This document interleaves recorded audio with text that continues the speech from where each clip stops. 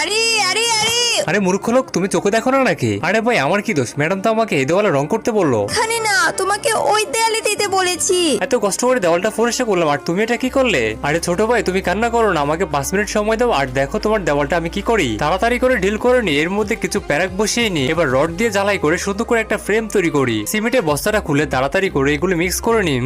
এই তো এবারে এই মিক্সার গুলো সুন্দর করে ফ্রেমের উপরে লাগিয়ে নি। এই তো স্ট্রাকচারটা কেবলমাত্র ফুটে উঠেছে। বন্ধুরা এটা কিসের স্ট্রাকচার হতে পারে? যদি তোমাদের জানা থাকে তাহলে অবশ্যই কমেন্টে লেখো। আর শেষের দৃশ্য দেখলে তোমরা চমকে যাবে, কিন্তু তা দেখার আগে হে আল্লাহ, এই জান্নাতি পাথর দেখে যে শেয়ার করে দিবে তাকে মরার আগে একবার হলেও মক্কা হজ করার তৌফিক দান করুন। এবার আমাকে তাড়াতাড়ি করে এগুলো রং করে নিতে হবে। গাছ থেকে কিছু কাঁচা অরেঞ্জ ফের এগুলো খোসা দিয়ে আমাকে সবুজ কালার রং তৈরি করে নিতে হবে। এই তো হয়ে গিয়েছে। এবারে ফলটা নিয়ে আমাকে খোসা দিয়ে সুন্দর করে অরেঞ্জ কালার রং করতে হবে। তোমার ফাগুলো এই বাটিতে রাখো। এবারে নোংরা পানিগুলো দিয়ে আমাকে কালো কালার রং করে নিতে হবে। এই তো হয়ে গিয়েছে। ছোট ভাই দেখো এবার আমি তোমার দেওয়ালটাকে কি করেছি, অসাধারণ। এই তো পুরো রিয়েলিস্টিক